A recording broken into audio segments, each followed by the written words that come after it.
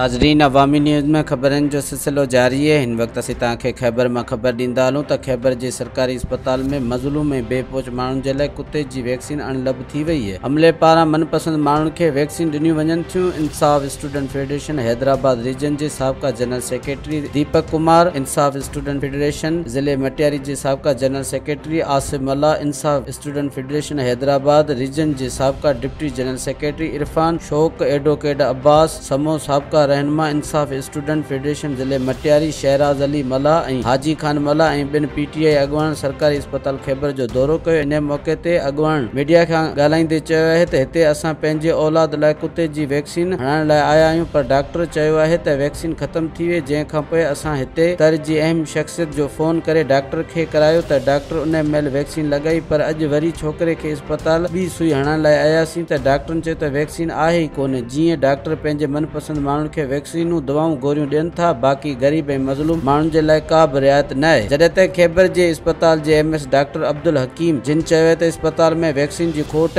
Staff खे गुज़िरियल 3 महीने खां पगारूं न मिलियूं, हुकूमत तरफां बजट जी खोट सबबि केतिरा ई मसला थियनि था। मज़ीद खबरों और तफसीलात के लिए विजिट करें हमारी वेबसाइट www.awamiNewsHD.com।